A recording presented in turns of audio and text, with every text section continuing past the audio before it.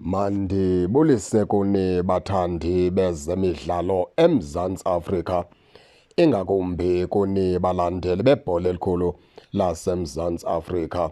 Siza ke nemeko Da Silva kunye ke nale ndodanyana yakwaChislet.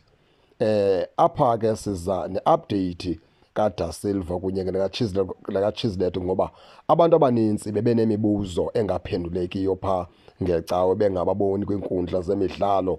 Uzamile kucacisa pha umqeqeshi weqela leKaizer Chiefs pha uMnumzana uFernando da Cruz ezama ukuyiveza into ethi ke le nkwenkwenyana kaDa Silva ithe pha ngomgqibelo xa bezilolonga ngokugqibela bezawulungiselela udlala neGolden Arrows pha ngecawe, wazi umfana omthile wabetheka kwakhona kulaa ndawo ebenzakale kuyo phaa kulaa metshi yeKruger United.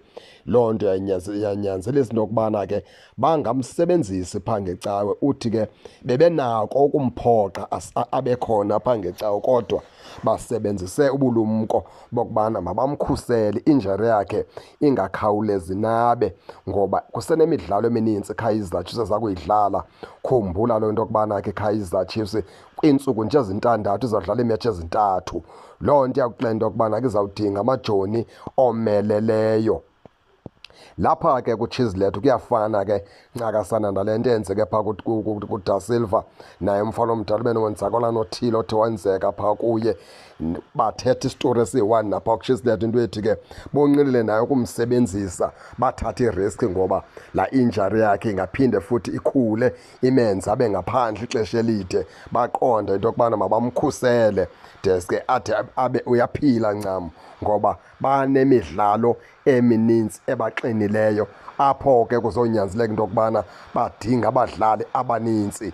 Umzekelo, uyingenile indima kaPulemoti, wayingena indima kaArsenal Velebhayi.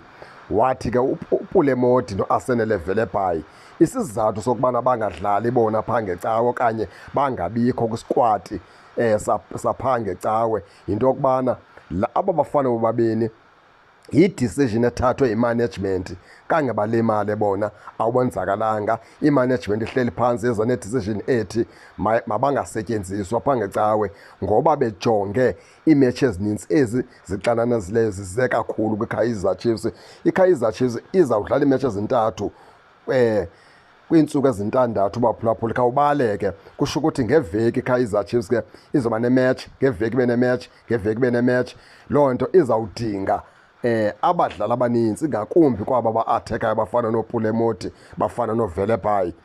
Uyicacisile kumqeqeshi ke loo nto phaa izolo, wathi ke uPulemoti kunye ke noVelebhayi abalimalanga, baphile bathe qethe. Isizathu sobana bangadlaliswa yinto yokubana bephunyuzwe ngoba iKaizer Chiefs inemidlalo eminintsi esaza kuyidlala.